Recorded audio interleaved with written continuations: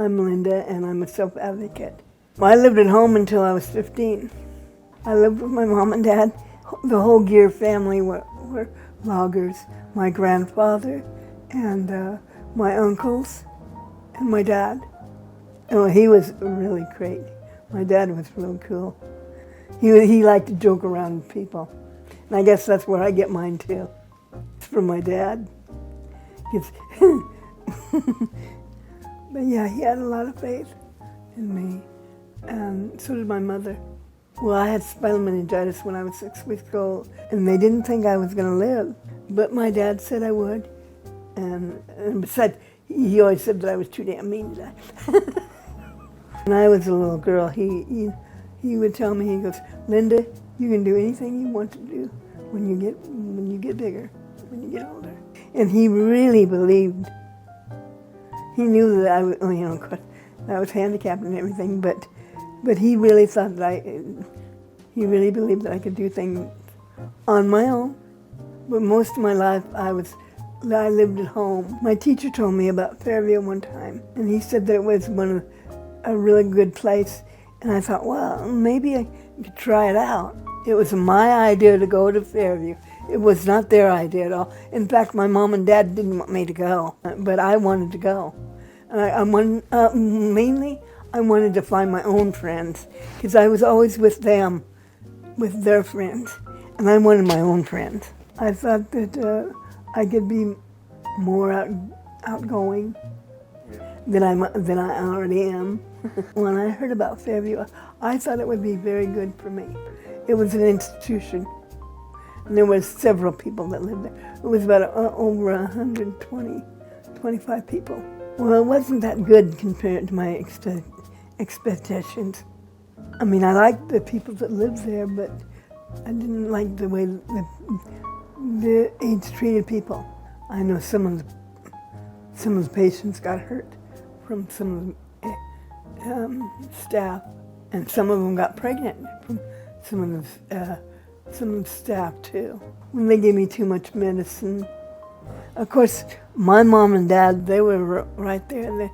After my aunt called them, they were up there within an hour. One of the women told me when I was about 16 or 17, I was talking about something about when I get out of Fairview. And she told me, she says, well, honey, you're never going to get out of Fairview. You're always going to be here. And I said, oh yeah, lady, just watch me. And they did. When I was little, I kind of blamed everybody because I was in a wheelchair. Everybody else around me was not in a wheelchair. I always felt sorry for myself that I was the only one in a wheelchair and everything. And when I went to Fairview, I saw all these others in wheelchairs and everything, and how happy they were. Yeah, I just turned around. I wanted to help other people, and that kind of stuck with me. We started People First at Fairview. And somebody mentioned to me one time about a meeting, and I asked what it was, and somebody said, well, we don't know the name of it yet, but then I think I said, well, how about People First? Handicapped Second. And that's what we named it. I mean, people think they know what we need, but they don't. They wanted to run it for us, and we said no, that we wanted to run it, and that's the way it stood. If we kept doing it and kept doing it and kept doing it. And now it's all over the state. I am very, very, very proud of that, because people didn't think I would be able to do anything like that. I told them, yes, I will.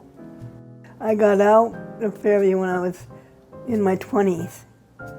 When I left Fairview, they made me my own guardian, so I can say what goes and what doesn't go. Really nice to be out on my own. Nobody tells me what to do, and I make that very, very clear. I'm very persistent. Very. Make that very. One time, somebody got mad about that one time, and I said, well, you can always get glad in the same pants you got mad in. When I moved up here to Portland, The first job I had was at the United Cerebral Palsy workshop. And then I started going to school. I went to college. I was on the board, and I was an advocate at Independence Northwest. And I was the president for a while. And I started going to school last year too.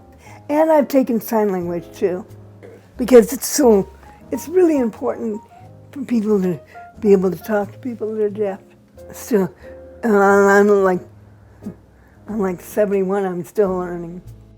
Self advocacy is to help people to learn how they can do things for themselves.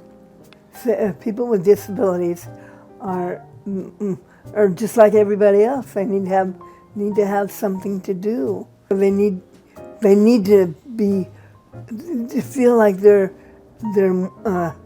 helped. Is what I'm saying, and not to be hindered to anybody. Well, my story is trying to help people. They said that I would never have a life. I would never be able to be out on my own. I really do wish they could see me now.